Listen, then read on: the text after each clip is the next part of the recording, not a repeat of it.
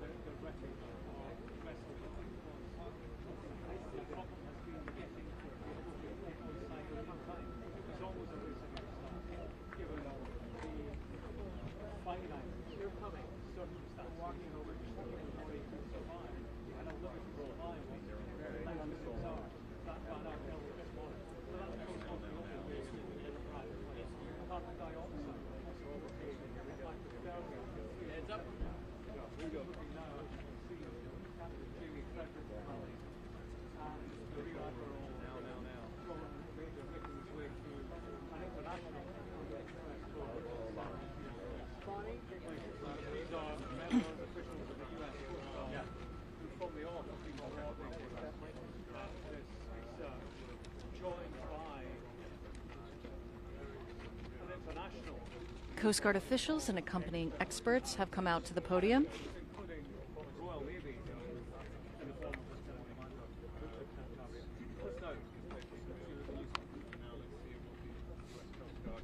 Good afternoon, everyone. Thank you for joining us today and over the past few days. This afternoon, Rear Admiral John Maguer will be providing an update on the most recent findings from ROV operations in search of the Titan submersible. He will provide a brief statement and provide the opportunity for questions after. Please limit your questions to one per outlet.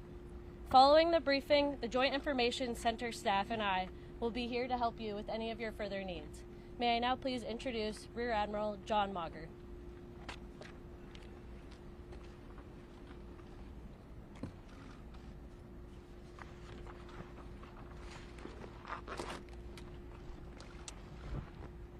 This morning, an ROV, or remote operated vehicle, from the vessel Horizon Arctic discovered the tail cone of the Titan submersible approximately 1,600 feet from the bow of the Titanic on the seafloor.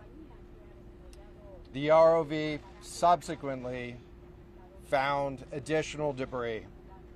In consultation with experts from within the Unified Command, the debris is consistent with the catastrophic loss of the pressure chamber.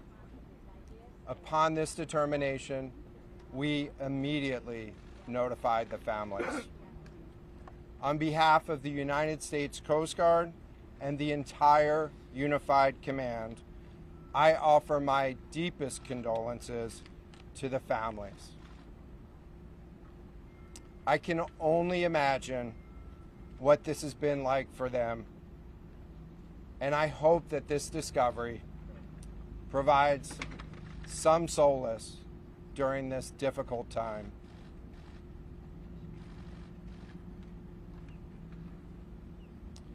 Additionally, we've been in close contact with the British and French consuls general to ensure that they are fully apprised and that their concerns are being addressed.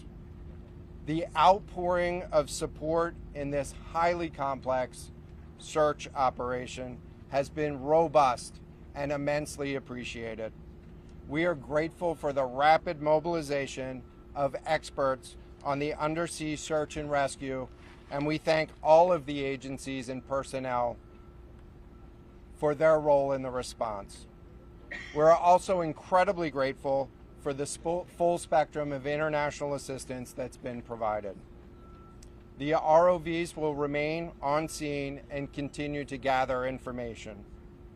Again, our most heartfelt condolences go out to the loved ones of the crew. We'll now take questions. John, what other debris have you found? John, what other debris have you found? Can you talk about the delay in reporting the vessel missing and what impact that had on the recovery? This was a incredibly complex case, and we're still working to develop the details for the timeline involved with this casualty and the response. And so we'll provide that information. James Matthews from Sky News. John, what other debris have you found? And have you found any trace of those who were on it? So this is an incredibly complex operating environment on the seafloor, over 2 miles beneath the surface. And so the remote operating vehicle has been searching, and it is highly capable. And we've been able to classify parts of the pressure chamber for the Titan submersible. Let me refer to one of my undersea experts here, Mr. Paul Hankin, to talk about the nature of some of the debris.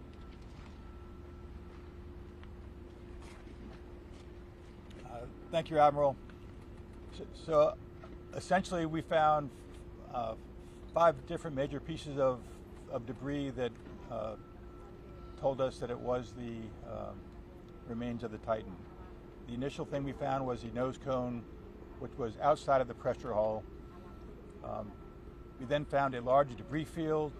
Within that large debris field, we found the front end bell of the pressure hull.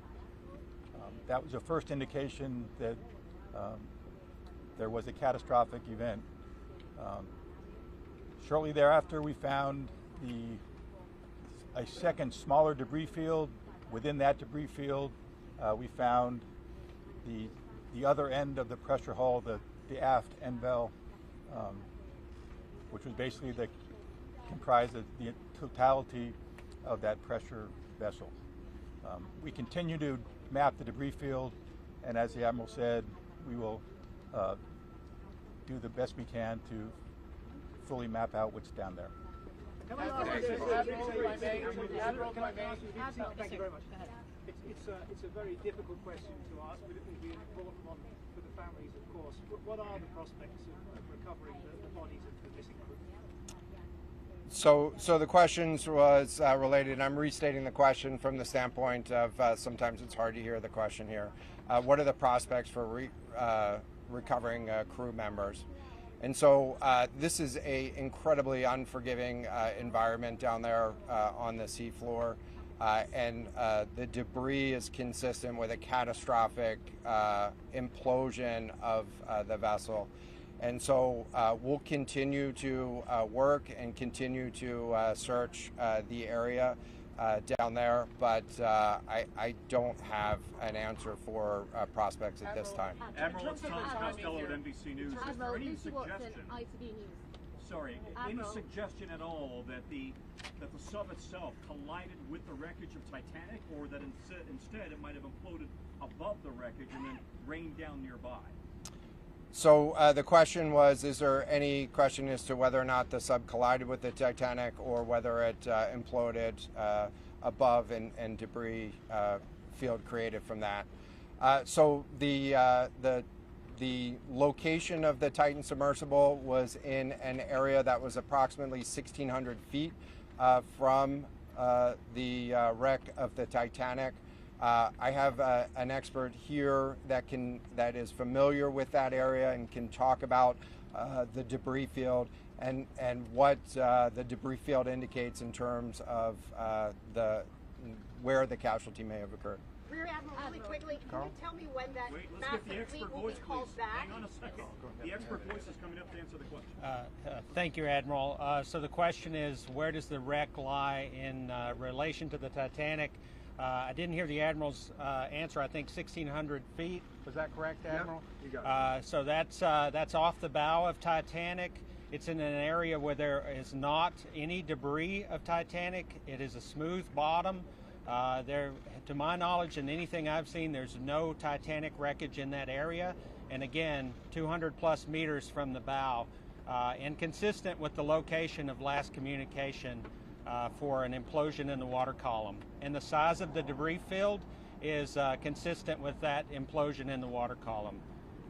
What would cause the implosion? In terms of the timing here, you say that this was a catastrophic implosion. And I know it's early on, but is it your estimation that this happened right at the moment when they lost contact, an hour and 45 minutes after their descent? So the question was about the timing of the catastrophic implosion. Right now, it is too early to tell with that. We know that as we've been prosecuting this search over the course of the last 72 hours and beyond, that we've had sonar buoys in the water nearly continuously and have not detected any catastrophic events when those sonar buoys have been in the water. So, can you describe what happens from here, sir, in the next days and weeks in terms of finding any more debris? What happens from here? So we will. The question was, what happens from here? What's the next phase? And so right now, again, our thoughts are with the families and making sure that they have an understanding as best as we can provide of what happened and begin to find some closure. In terms of the large process, we're going to continue to investigate the site of the debris field. And then I know that there's also a lot of questions about how, why, and when did this happen. And so, you know, those are questions that we will collect as much information as we can on now, while the governments are meeting and discussing you know, what an investigation of this nature of a casualty might look like. This is something that happened. I'll just remind everybody. This is something that happened in a remote portion of the ocean with people from several different countries around the world. And so it is a complex case to work through, but I'm confident that those questions will begin to get answered. From the UK, is there any suggestion that time factors, speed, anything could have prevented this or saved the 5 people on board, or is this quite simply a catastrophic accident?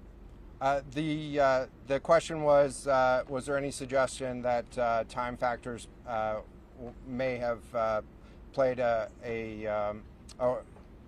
role or a consideration in the casualty here? And so the debris field is consistent with a catastrophic implosion of the vessel. Again, while we were prosecuting the search, we had listening devices in the water throughout and did not hear any signs of catastrophic failure from those. And so we're going to continue to investigate, or we're going to continue to document the information there and understand, based on all the information we have, the timeline.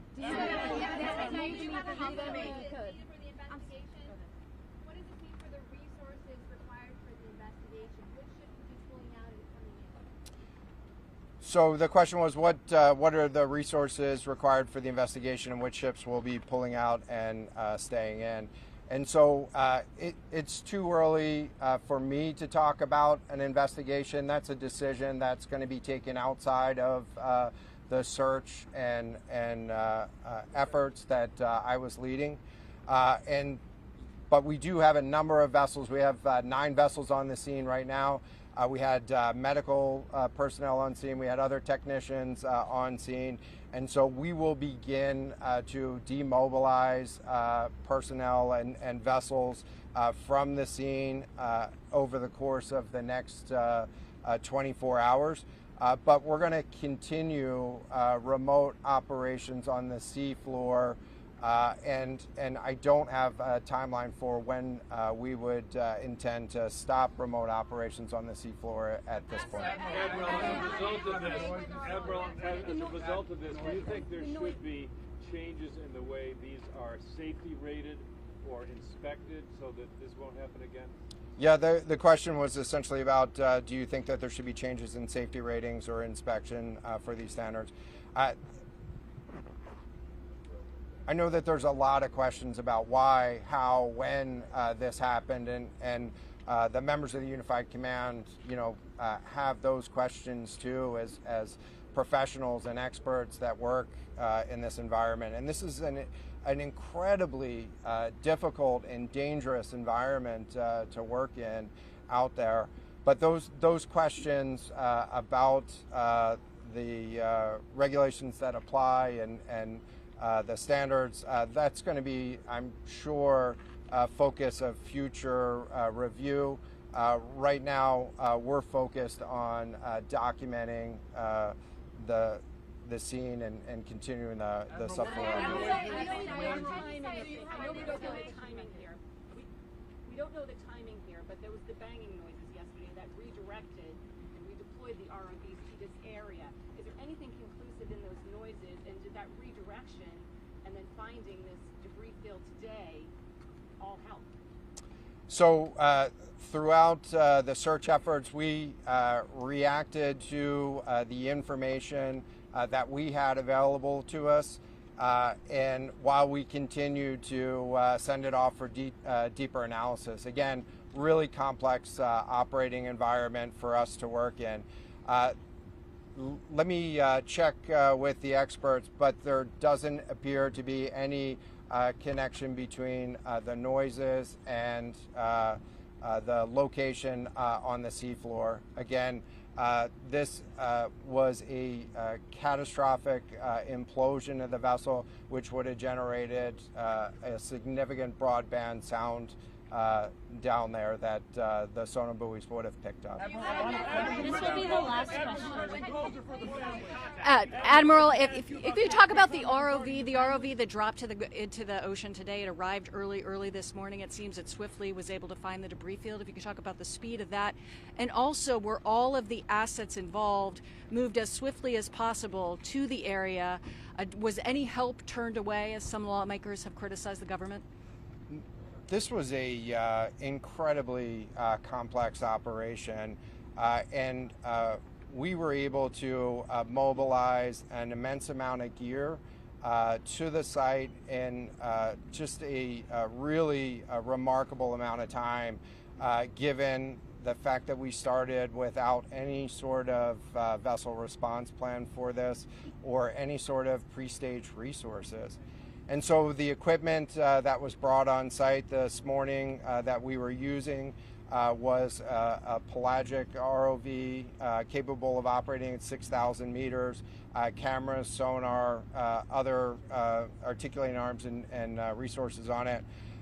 And it, we had to transport it here through C-17 aircraft. This is 2 aircraft that it took to get this up here. And so we've really had the right gear on site and worked as swiftly as possible to bring all of the capabilities that we had to bear to this search and rescue effort. And it was just a huge international and interagency effort to make this happen.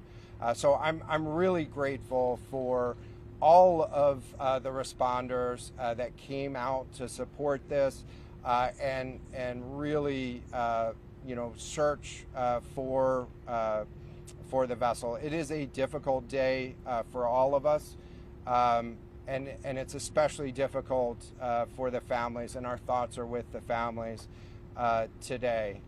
But this was an immense support, and we had the right gear on the bottom to find it. So thank you. Will you attempt to recover the bodies, can we ask you? The victims, will they be recovered? Thank you so much, everyone, for attending this afternoon. There are no future planned press conferences. Updates will be shared to the USCG Northeast Twitter page, and our staff will be available to take down any questions following this. Can you Thank spell you. and give us the names of the 2 gentlemen who spoke? I can get that back to you afterwards, just so I can confirm. Thank you. Yes, I got it.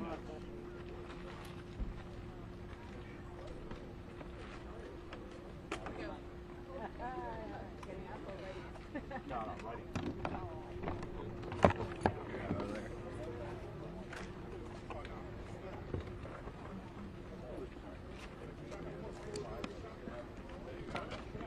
Hey, it's Molly Line.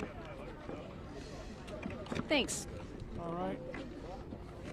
Thank you, one and all.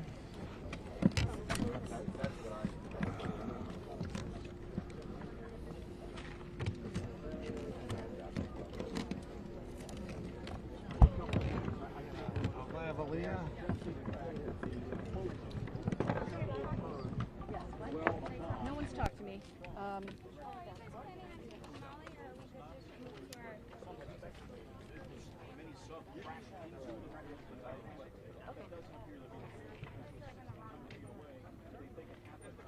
Well, your question made television. Are we going to do it live? I don't know. Okay. Controller and Mrs. Line Producer, are we good to break down? Who will be the lead on conducting the investigation? The British support the Canadians and the U.S. There will have to be some international agreement. Hey, I sure can. No one said anything. Hi. Will there be an effort to recover the body? That may be difficult, simply because of the incredible logistics. We're talking about depths 2.5 miles deep. You cannot put a diver in that water, of course. They will be crushed by the pressure. Trying to recover the bodies with a drone, in theory, is possible because they do have those arms that they could pick out and grab something. Hi, I hear you. The risk rather